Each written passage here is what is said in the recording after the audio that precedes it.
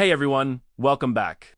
In this video, I'll show you how to create a new disk partition or a new drive on Windows 11 PC or laptop. We'll do everything using built-in Windows tools, no extra software needed. So, let's get started without wasting time.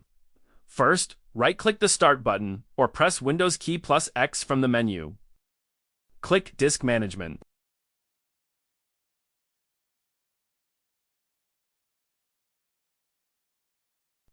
Once Disk Management opens, look for your main drive. This is usually Drive C, as my C drive has 237 gigabytes of space. Right-click on it and select Shrink Volume.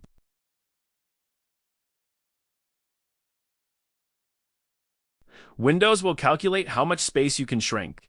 In the box provided, enter how much space you want for the new partition.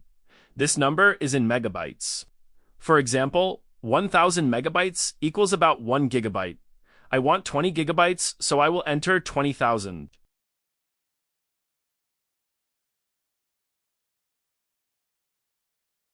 When you're done, click Shrink.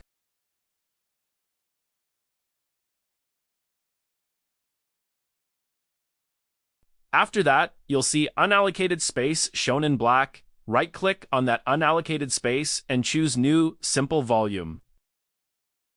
The new Simple Volume wizard will open. Click Next. Leave the volume size as default if you want to use all the space, then click Next again. Choose a drive letter or leave the default one selected. Then click Next. Select NTFS as the file system. Keep the allocation unit size as default and enter a name for the drive if you want.